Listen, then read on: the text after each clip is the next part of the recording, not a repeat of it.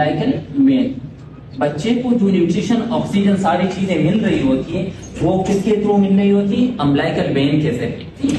और जो Venus return blood आ रहा होता है वो अम्बिलाइकल आर्टरीज के जरिए। ठीक है, तो ये हमारे पास क्या है? अम्बिलाइकल आर्टरी।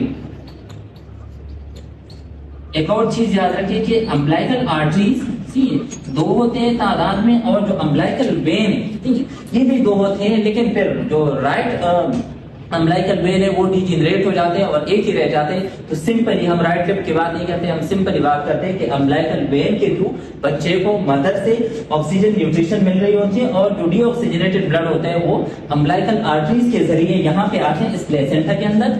और यहाँ पे जो कोरियोनिक विलाई है, जो कोरियोनिक सेल है, वहां पे ये ऑक्सीजनेटेड होके वापस इस अम्बिलाइकल वेन के जरिए आते हैं बेबी के पास। अब जब ये अम्बिलाइकल वेन यहाँ पे आ जाते हैं तो ये सबसे पहले दाखिल हो जाते हैं लीवर में।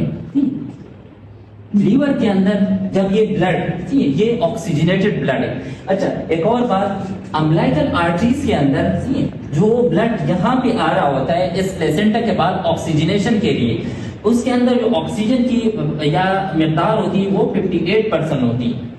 और जो अम्बिलाइकल वेन के अंदर जहाँ पे ऑक्सीजन न्यूट्रिशन बेबी की तरफ जा रही होती है, यानी अम्बिलाइकल वेन, वहां पे ऑक्सीजन की मिकदार 80% इतनी होती है। अब ये अम्बिलाइकल वेन जैसे यहाँ पे आ जाते तो ये सबसे पहले दाखिल हो जाते बेबी के लीवर के अंदर। लीवर के अंदर सम पार्ट्स ऑफ, और ये जो ऑक्सीजनेटेड ब्लड है ये लीवर के साइनसेस में दाखिल हो जाते हैं। ठीक, और कुछ पार्ट्स इस वाले ब्लड का यहाँ पे एक साइनस होता है, ठीक, उसके जरिए ये एंटर हो जाते हैं इंफीरियर वेना केवा में। लेट्स सपोज यहाँ पे मैं बना देता हूँ इंफीरियर वेना केवा। ठीक,